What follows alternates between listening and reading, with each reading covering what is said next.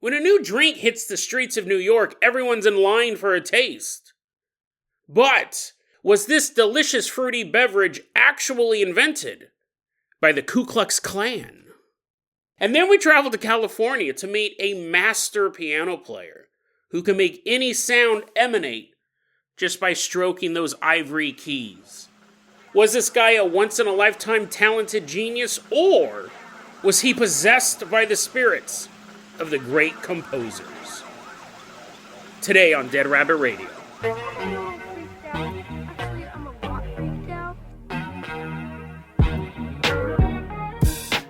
Hey everyone, welcome back to another episode of Dead Rabbit Radio. I'm your host, Jason Carpenter. I'm having a great day. I hope you guys are having a great day too. I hope you guys are having tons of fun out there in the world.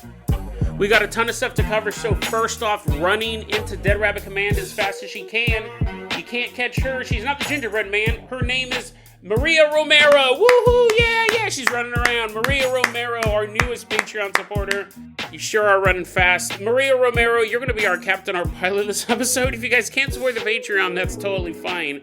Just help spread the word about Dead Rabbit Radio. That helps out so much. Maria, go ahead and take a break. You're making us dizzy. You're running around so much. Stop for a moment so I can throw you the keys to the Jason Jalopy. We're going to leave behind Dead Rabbit Command, drive us all the way out to Brooklyn. We're headed back to the year 1991. Before we get there, I want to give a shout out. This story was a recommendation from longtime Patreon supporter Pone the Monkeys, however you pronounce that. Thank you so much for sending this my way. I've never heard of this story before. It's absolutely fascinating. And we're driving out to Brooklyn. Like I said, we're going to go back in time to the year 1991. But while we're going out there, I'm going to read you a review of a soft drink called Tropical Fantasy. And you go, I've never heard of this soft drink. What? Tropical Fantasy? Is this something some guy cooked up in a laboratory? Like you did mention the KKK in the beginning. Is this some like underground drink, some underground beverage? Well, it's a very, very odd story we're going to get to with this drink called Tropical Fantasy. It's very, very popular in the inner cities of the United States. But if you live outside of the inner city, if you live in the outer cities, you've never heard of this. I've never heard of this drink.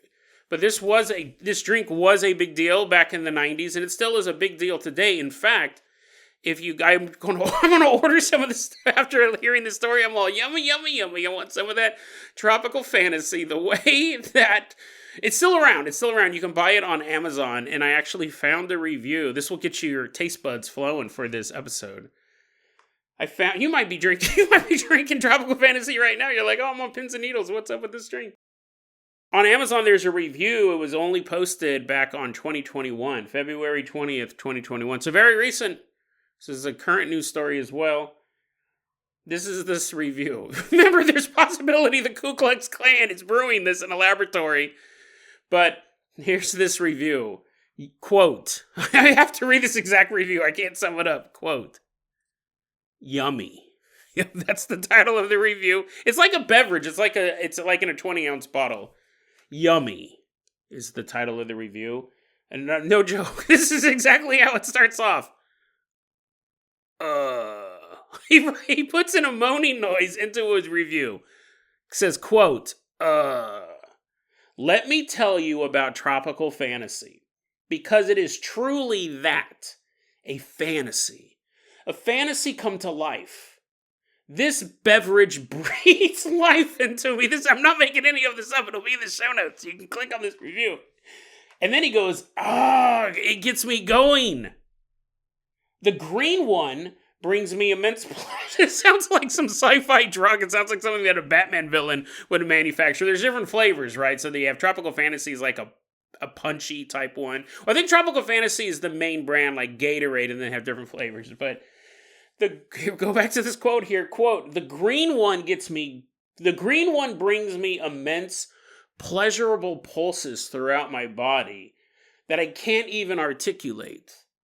The things it makes me feel are unspeakable. It's safe to say I'm hooked. Buy this drink. It'll change your life. That might be the best review I've ever heard of anything, ever. Especially a food product. And that came from a guy named Lawrence. Now you go, obviously, This is like someone working for Tropical Fantasy. There's like a rifle to his head. He's like, so, okay, I'll type it out. And they're like, no, put more H's in ugh. He's like, okay, yes, sir, just don't kill me. And that's a review for this Tropical Fantasy drink. Now, here's the thing. People either love it or hate it. People either have life-changing experiences by drinking the green one, or they wage open warfare in the streets of Brooklyn over Tropical Fantasy. This story is nuts. That's not a pun either. April 1991 in Brooklyn, New York. This company was called the Brooklyn Bottling Group. And these guys, they'd been around since like the 30s, where they were making like sarsaparilla or gross stuff. And then the 90s comes, they have a giant warehouse of sarsaparilla. They're like, sir, we haven't sold the bottle since 1809. And he's like, yeah, I know. This stuff's starting to stink and the rats have taken over. Let's invent a new drink. And we're going to compete directly with Coca-Cola and Pepsi. We're going to call it Tropical Fantasy. We're going to have all these fruity flavors. We're not going to do any national marketing campaign. We're going to push this out. We're going to sell it for 50 cents a bottle. I actually think it was like 49 cents a bottle. Our competitors are charging $1. We're going to undercut them. And all of our advertising is going to be in-store displays and the actual people at the stores pushing the product. That's going to be all of our advertising. And we're going to focus on the inner cities. And they're like, that's great, boss. That's great. So they started making the Tropical Fantasy, and really it like was invented in like November of 1990. That's when they first started pushing it out. And it was instantly a hit. First off, it was just half the price of a Coke or a Pepsi. And a hot day, well, November of New York's not that hot, but it was a treat if it ever did get hot. You would have a tasty treat for half the price of a Coke or a Pepsi. Tropical Fantasy starts flying off the shelves. You have these sweet tropical berry flavors, life-changing, in fact. But what happens is, from November of 1990 to April of 1991, this stuff's flying off the shelves. And particularly, they're only selling it in the inner cities. Come April 1991, a Brooklyn Bottling Group truck is pulling up to a mini-mart. And this guy jumps out of the truck. He's like, I love my job now that all the rats have been ran off. I love my job, and I'm going to unload this truck of Tropical Fantasy into these mini-marts all over. And before he could finish his monologue, he's standing on the top of the truck. He's like, I, the mighty Tropical Fantasy delivery man, have a true purpose in life. As he's delivering this external monologue, a bottle comes flying towards him and hits him in the head. He's like, ah. And he looks, and there's a bunch of people surrounding the Brooklyn Bottling Group truck. And they're like, we love nuts. We love nuts. And this other guy's holding a sign that says, your hands off my sperm. And he's like, wait, what? I never intended. I don't know what this is. They're like, quit messing with our balls, dude. And he's like, what are you guys doing? And they're rocking the truck, throwing stuff at the truck. The delivery driver has to get in and get away before the riot gets to be too much. Across town, there's a mini-mart owner, and he's like, such a relaxing day in Brooklyn. And I've already have this huge delivery of Tropical Fantasy beverages delivered to my store. They're all perfectly in this great display case. It's like a little triangle. Life is good. And then all of a sudden he hears, walking down the street, a crowd chanting, balls are the best. Balls are the best. He's like, what's that? Is there like a soccer ball convention in town? What is that? What's going on? All of a sudden, this riot comes into his store, and there's that same guy holding that sign, keep your hands off my sperm, and he's like, what? And they're kicking over the display, and they're roughing up the shop owner, and they go, you don't ever sell Tropical Fantasy in our neighborhood again. And the shop owner's like, what are you talking about? Like, dude, it's fruity and it's delicious. It'll change your life. And that's when one of the protesters throws a flyer in the shopkeeper's face, and the shopkeeper reads it. This was a true story. There were riots and attacks throughout inner cities. This drink was mostly sold in New York and on the East Coast. I believe it hit a couple inner city markets on the West Coast, but this was mostly an East Coast phenomenon. There were people getting attacked over whether or not you were drinking. I don't think they had a problem with you drinking it, but if you were selling Tropical Fantasy, or if you worked for the company in April of 1991, there was a chance you were going to get a brick to the back of the head. It got really bad. because this flyer mysteriously started to appear all over Brooklyn and it spread throughout the East Coast. It said, "Attention, attention, attention. 50-cent sodas." This is a weird headline, right? This is a weird headline. Grammatically, it's not great, but 50-cent sodas. Blacks in minority groups. Did you see? What are you talking about? There's a bunch of words. I don't understand what it's saying. It's attention grabbing, though, with the 3 attentions. It says, quote, "Please be advised. Top Pop and Tropical Fantasy 50-cent sodas are being manufactured by the Ku Klux Klan. Sodas contain stimulants to sterilize the black man and who knows what else. They are only put in stores in Harlem and minority areas. You won't find them downtown. Look around." And from this single flyer, it wasn't just one sheet of paper, they didn't pass it around, but these flyers were printed out all over the place. A conspiracy theory was born. The idea that that's why they were selling it so cheap, that's why they were only selling it in the inner city, it had a drug in it or a chemical in it that would sterilize black men. And it is so fascinating how quickly this took hold. And it went from being a favorite drink to getting attacked if you had anything to do with the company. In the month of April alone, Brooklyn Bottling Group, 70% of their profits were slashed. They lost 70% of their business in a single month. It was a huge issue. Basically, their entire market base thought they were trying to destroy their balls. Hold on, there's a plane flying by. The thing is, and I've talked about this a couple times on the show, the black community is very conspiracy theory minded for good cause.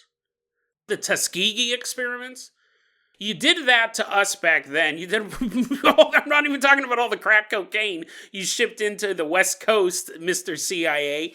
So it makes sense that if they're going to inject us with syphilis, and if they're going to create a drug specifically to destroy the Black Revolution, the Black Militia, like Black Panthers and stuff like that, if you're actually going to engage in these disinformation campaigns and assassinate our leaders, I'm not going to put it past you to sterilize us.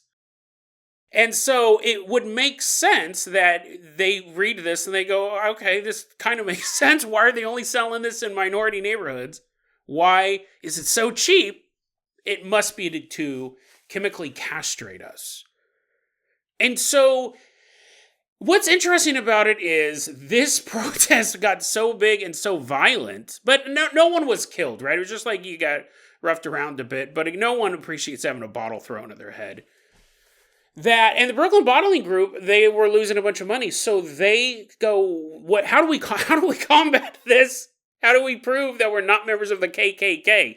It's hard to prove a negative, right? So they started having these vans drive around with big billboards on them through neighborhoods and being like, drink Tropical Fantasy. It is not affiliated with the KKK. We're not trying to destroy your testicles. Didn't work. Because obviously it's not going to work. Of course the KKK is going to say that we don't make that. Actually, you know what's funny is they did get a member of the KKK. There was some Imperial Wizard, not just the Grand Wizard, an Imperial Wizard named James Farrens, leader of the largest clan group at the time, and he said, we have nothing to do with Tropical Fantasy. He actually came out and said, we'd have nothing to do. I just imagine him with this big cone head mask, and he's like, it was not us. It was not us. The Brooklyn Bottling Company's driving around these trucks saying we are not members of the KKK, which, again, that's not proving anything. Of course, if I'm running some nefarious scheme, I'm going to come out and go, oh, no, it's not me. It's not me at all, right? Of course I'm going to deny it. So that didn't help. Then the FDA had to step in. This was a huge thing. The government had to step in, and the FDA goes, we've tested this drink. There is no sterilizing agents in this drink. But again, they don't trust anybody, right? The government's lied to them constantly. Companies have lied to them. The government lies to everybody. Companies lie to everybody. But the communities in these inner cities are like, that doesn't save us. We still don't trust you. FDA had to come out. And one of the pushbacks was, and I think this was kind of ridiculous, was they go, like the critics would go, this is a stupid conspiracy theory. You're saying that there's something in it to sterilize black men. But how would it know the difference between a white man and a black man? And really the answer to that was, it doesn't. That's why they're only selling it in the inner cities. That's why you can't find it in downtown New York where all the white people live and all their posh areas and stuff like that. Because they can't. They haven't formulated it well enough. But it was a weird, again, people were super dismissive towards this conspiracy theory. Eventually, the mayor of New York, a man named David Dinkins, goes, you know what? He was a very beloved mayor of New York. He was also black. He goes, I have faith in tropical fantasy. I don't think that it's going to sterilize me. And this is so funny. He had a press conference where he's drinking tropical fantasy. It became that big of an issue that one morning you're watching People's Court and they're like, we interrupt this broadcast for a special announcement. You're like, oh no, what happened? And it's Mayor David Dinkins drinking tropical fantasy. Is like, delicious. He's the one who wrote that review. He's like, it was life-changing. He drinks the tropical fantasy and he goes, look, guys, listen, there's nothing unforward with tropical fantasy. They're not owned by the KKK. This was a bad rumor. Glug, glug, glug, glug, glug. And after that, the rumors did kind of quell. The conspiracy theory, whatever you want to call it, started to get forgotten. But not completely forgotten. I mean, people started drinking it again. Like I said, you can buy it today. Nowadays, it's tropical fantasy, but sometimes they'll call it nutties. Can I have a nutty? Making almost fun, kind of making fun of the original conspiracy theory that it kills your nuts. So if you're ever at a store, if you ever owned a mini mart in Brooklyn, people keep asking me for nutties. What? I don't know. They've been asking me that for years. That's why. They're actually trying to get some tropical fantasy, because I'm going to order some off of Amazon when I get paid. I'm going to order 2 bottles. It's only $1 each. You're like, Jason, wow, you're in that dire of a strait. You're like, oh man, I want to get paid. So I can buy 2 drinks. But yeah, I'll get some tropical fantasy. Maybe I'll do a review. What I thought was interesting, though, is I looked into it and I go, well, how old was David Dinkins in the 1990s? He was 65 years old. He ain't having kids. He ain't having kids anyways. For all we know, it does sterilize people. He drinks and he's like, I don't use my balls anyways. How much is tropical fantasy going to pay me to do this? But it's an interesting. We've seen these conspiracy theories also pop up around Church's Chicken. Church's Chicken, the popular restaurant in America, that also has a sterilizing agent in it, and that's actually one of the plots of that movie Black Dynamite. I think there was also like something in a cereal, a delicious thing that was being peddled in the black community that would shrink your balls. It's an interesting conspiracy theory, and here's the thing. I wouldn't put it past any government or any corporation, right? Like, that's the thing. You're hearing it, and you're like, oh, that's kind of ridiculous. But then you think about it, and you're like, yeah, I could totally see somebody doing that. If they had the means to do it, that's how they would do that. And what's interesting, too, I'm not saying the tropical fantasy is actually sterilizing people, but what's interesting, you also have the question, who started this rumor? Who started it? And nobody knows. They've never been able to track down who did it. But Brooklyn Bottling Group really were looking into it. Again, this was their new hit drink right when it was coming out, and then their profits got completely... 70% loss of sales in a single month, and it lasted for a while. Brooklyn Bottling Group goes, listen, we don't know who started it, but we have pretty good evidence. We did a lot of investigating on this because we lost a lot of money. We have pretty good evidence that although they didn't start it, we know that there were people who spread it further. They were egging it on in the background, and that was Coke and Pepsi. Reading an article and they said apparently Brooklyn Bottling Group has a pretty impressive amount of documentation showing that Coke and Pepsi were continuing the rumor, pushing it on. They're driving a truck right behind the Tropical Fantasy one. Shows a picture of a KKK guy holding a Tropical Fantasy. Definitely possible. All's fair in love and business. You could see someone coming after them and being like, oh no, I went to high school with the leader of Brooklyn Bottling Group. He's totally a member of the KKK. Tropical Fantasy, interesting conspiracy theory. It's one of those, it's 100% one of those things that if you were going to do it, that's how you would do it. you would put something in a drink and only sell the drink in the areas where the people you didn't like drink that drink. It 100% makes sense. I don't think that they were doing that, but I can understand why people would think that, and that would be the way to do it. So, crazy story. Thank you so much for sending it over. Own the monkeys. Maria Romero. Let's go ahead and toss you the keys to the Carpenter Copter. We're leaving behind Brooklyn. We have giant cases of tropical fantasy, drinking in the back, drinking the green ones. It's life-changing. Take us up and away out of Brooklyn. We're flying all the way out to California.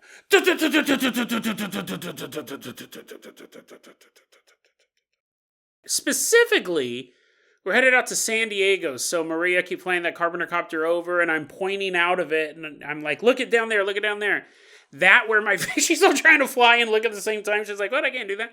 Look down there, look down there.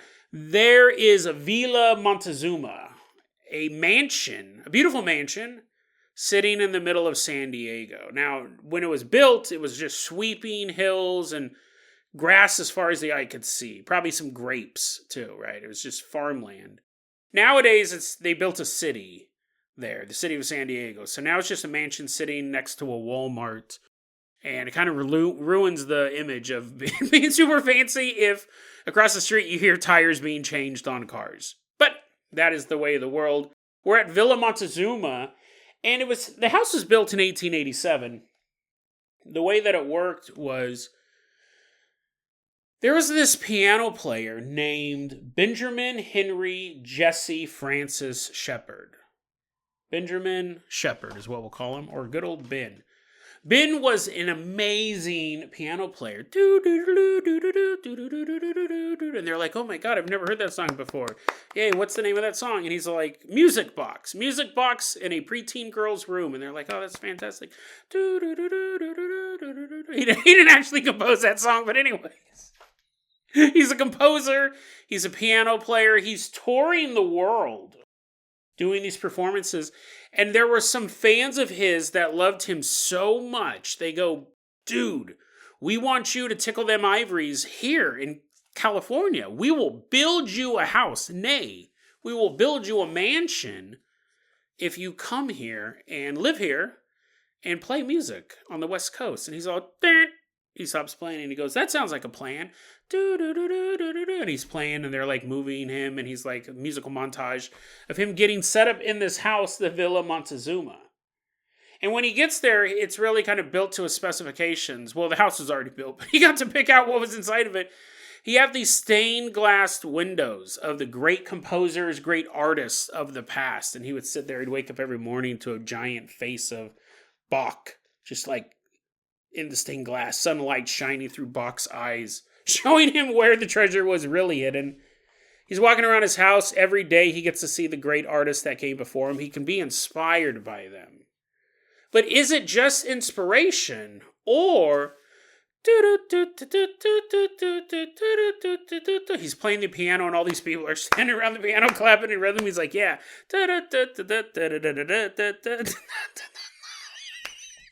I'm going to do like a full 10-minute instrumental. You're like, okay, Jason, we get it. He plays the piano. Dun-dun-dun-dun-dun-dun.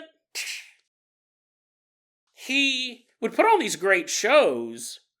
And while he was touring, he attended a seance. And he became completely enraptured by the power of the paranormal. And as he was traveling the world, being a performer, he also began to travel the world. And when he was in new cities, he would meet with local occultists, mediums, soothsayers, all of these people. And because he was so famous at the time, they'd want to meet him too. And he had access to all of these people who claimed to have all of these powers. And he began to do seances himself. And then he began to channel spirits. Dun dun dun dun, ding ding, dun dun dun dun, ding ding, dun dun dun dun dun dun dun dun dun. And the audience is like, "Oh my God, he's playing that perfectly. He's like Mozart himself, who composed that." And the other audience members like, "I don't know." Dun dun dun dun dun dun dun dun dun dun dun dun dun dun. And the idea was people started to believe. Now, this wasn't super well known to the public.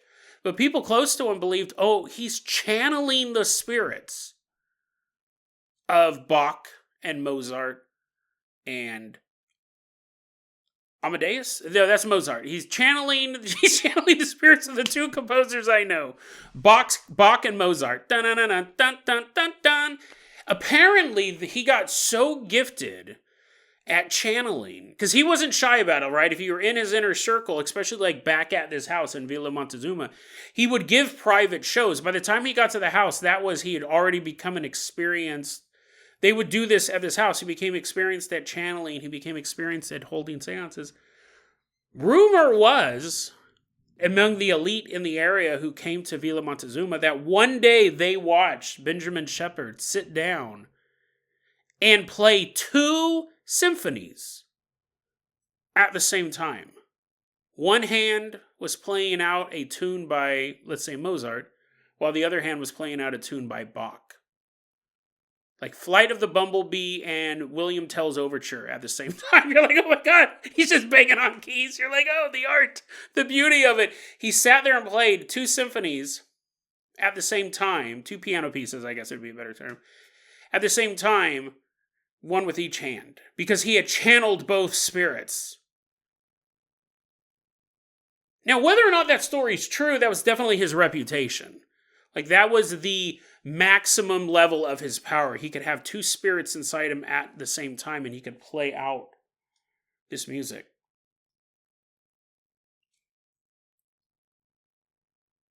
Oh, I did write it down. He played down Mozart with one hand and Chopin with the other. So, da-da-da-da-da-da-da. Music, right? I don't know. Chopin? I don't know what he composed. But anyways, Benjamin Shepherd was also a composer himself, so not only did he happen to be able to do this magical stuff with his fingers, playing other people's music, he could make his own music, and apparently, I actually tried finding a recording of this, like a modern day version of this. I couldn't find anything. You guys might have more success. Benjamin Shepherd, his most famous composition was something called the Great Egyptian March.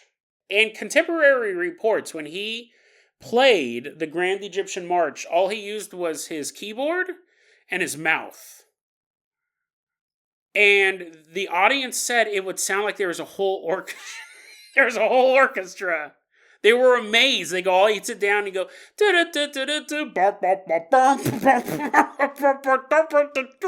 violence, triangle, ding, ding, ding, ding, ding, ding, ding. That's, but better. Far better than that. To the 2 of you who are still listening to this episode, you're like, okay, I'm done. Jason doing sound effects is one thing. Jason making music with his mouth. This guy made music with his mouth. I just imagine him going boom, boom, boom, boom, like a big old tuba. But apparently, somehow, remember the audience didn't really know he was channeling spirits, apparently. But, I mean, you figured something was up if a guy's sitting there. He sits down at the keyboard, and all of a sudden a symphony comes out of his mouth. You would be like, okay, there's something up with this guy. It's 1887. No one has a recording. Is there like a orchestra hiding behind the curtain? No, it's him going burp, burp, ding, ding, ding, ding, ding, ding, choo, choo, boop, boop, choo, choo. He's doing sound effects. I think the best thing would be if after the performance he just sat there with his mouth open going, ah, and you hear like an applause coming from his mouth. He gives himself his own standing applause. People are like, wait, what? The audience is like, oh, I guess it's time for us to clap. His gaping maw is emitting the sound of 1,000 hands slapping together. Benjamin Shepherd was doing this Egyptian march. And it was talk about life-changing. To hear this, you're like, how are they even doing this? I was hoping that I could find a video of like someone doing it nowadays, but that's part of the problem. I don't think anyone can replicate it because they don't have the spirits of a bunch of composers in them. But like any good story of occultic knowledge, this one doesn't have a happy ending. He may have not made a deal with the devil himself, but he's definitely using spiritual aids for his success. Those stories usually turn out badly.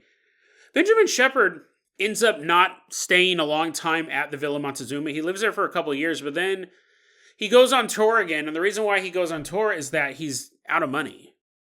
But even then, things weren't going that well for him. People are like, man, you don't look too good. He's all floating ectoplasm shooting out of his mouth. He's like, what are you talking about? I'm fine. Blah. Where's your nearest piano?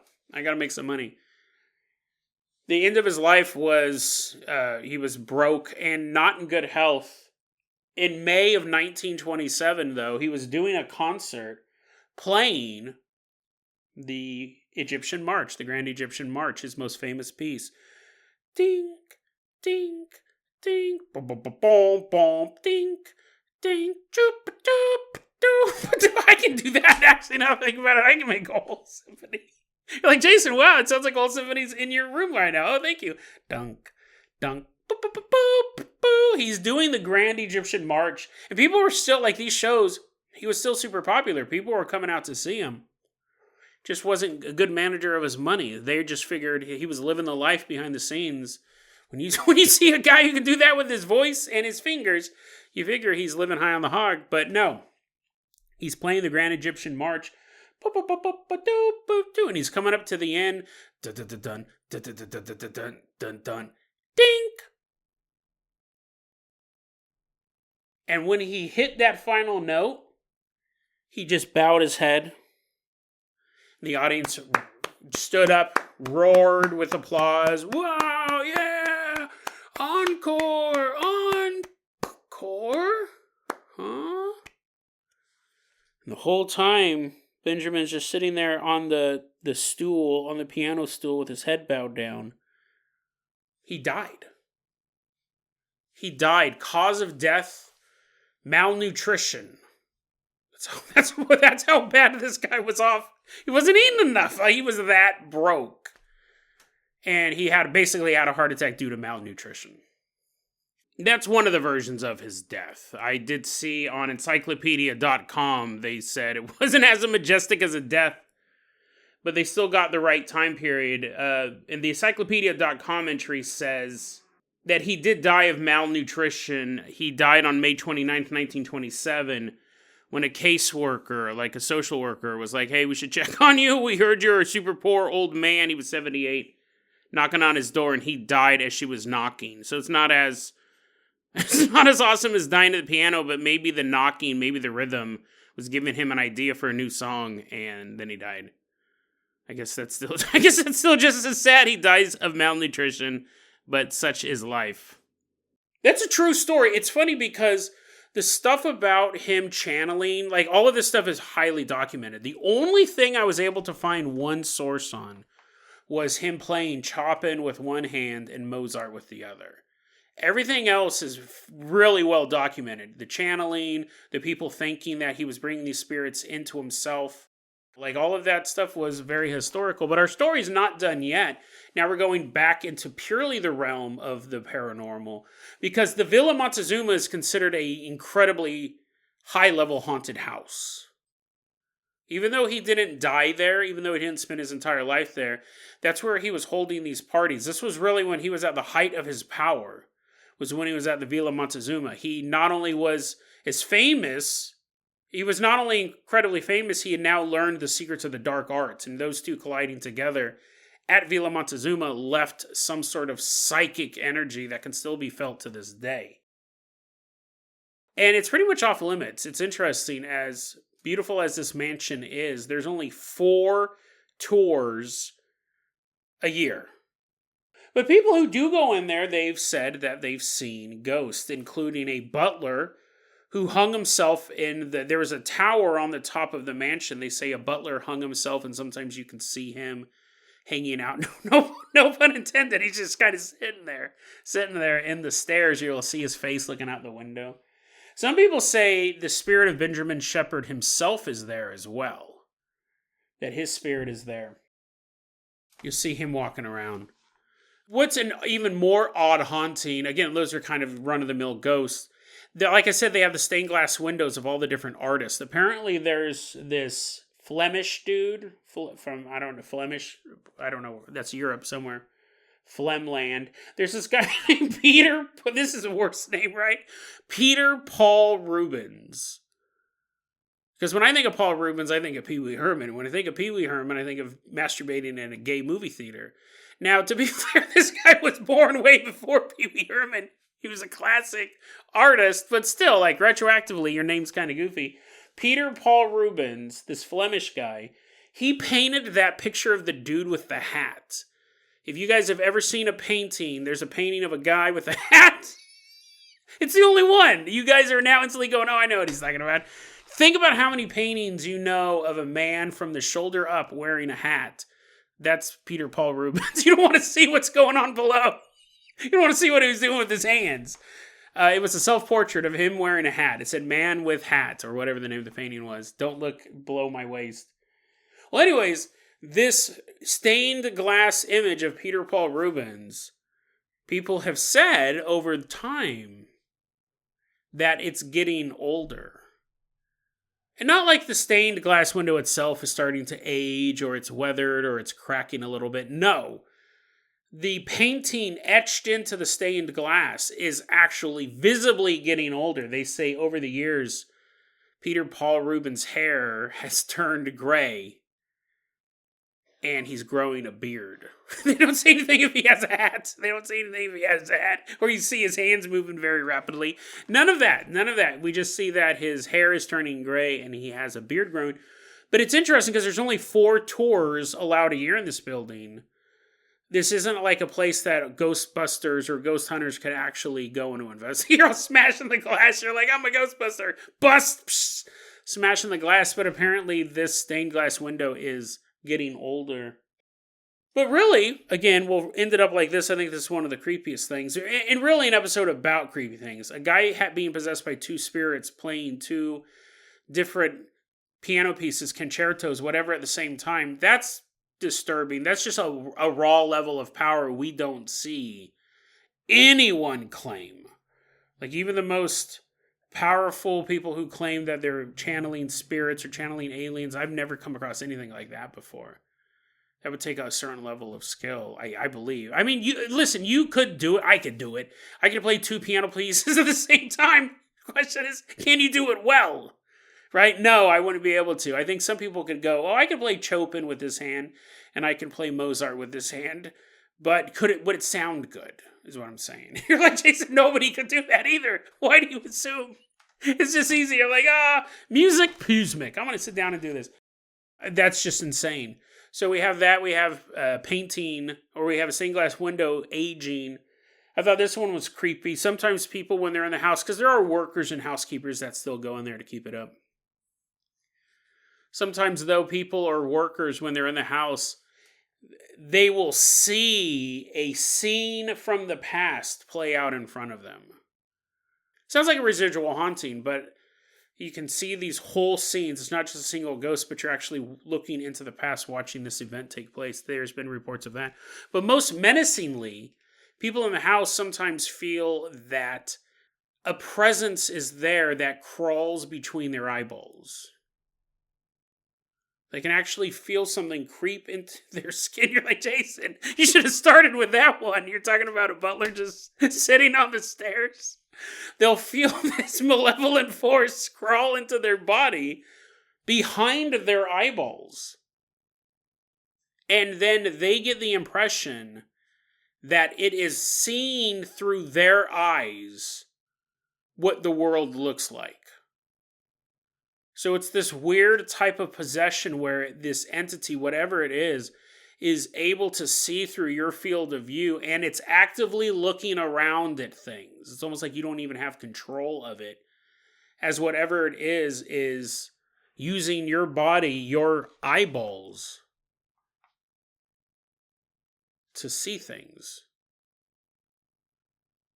And there's been a lot of reports of that. There's just this idea that, I mean, what's interesting is that what it sounds like in our terms, where it's an involuntary, it's a possession. But that exact same feeling, if it was voluntary, we would call channeling. So it's almost like the great spirits that Benjamin Shepherd brought into this house may have never left.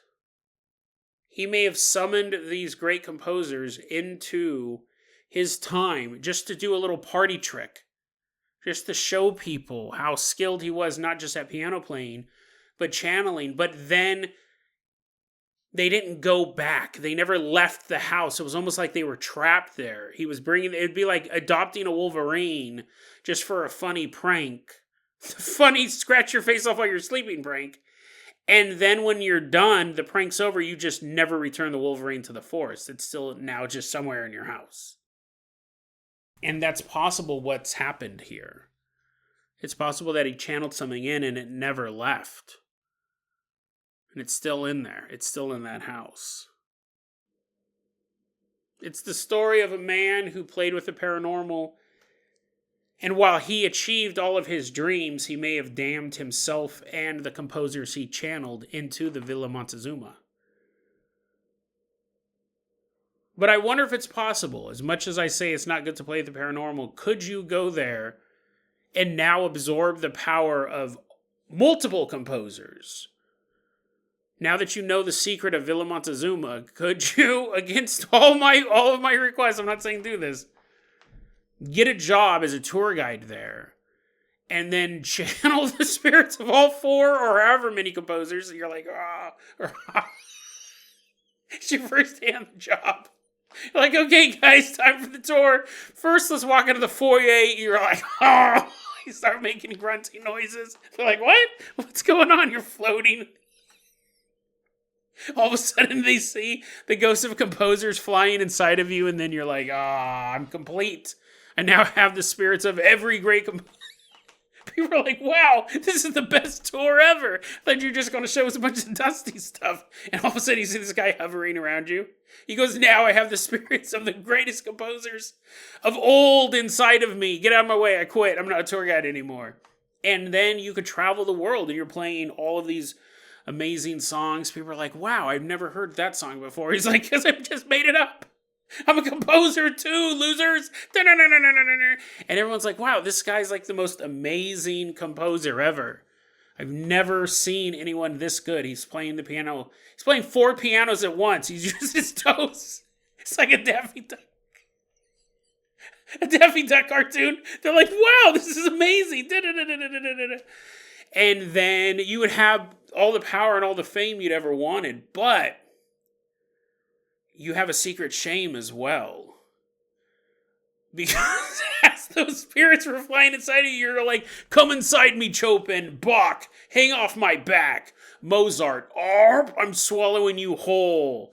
You other guys, get in me too. William Tell, you hop inside of me. You have all these composers. But another spirit snuck inside you as well. It was Peter Paul Rubens. And you're like, why am I addicted to masturbating? And you're like composing all this music, but at night you have to sneak out to a gay theater and masturbate. And people recognize you. They're like, hey, wait a second. Isn't that world famous composer who's rich and famous? You're like, don't look at me. That's the problem with summoning spirits, right? You might get the wrong spirit in you. You might get this spirit of Peter Paul Rubens and become an excessive masturbator. So the moral of the story is don't summon anything, because that pervert, his spirit might be floating right behind you. DeadRabbitRadio@gmail.com is going to be our email address. You can also hit us up at Facebook.com/DeadRabbitRadio. TikTok is @DeadRabbitRadio. Dead Rabbit Radio is the daily paranormal conspiracy and true crime podcast. You don't have to listen to it every day. I'm glad you listened to it today. Have a great one, guys.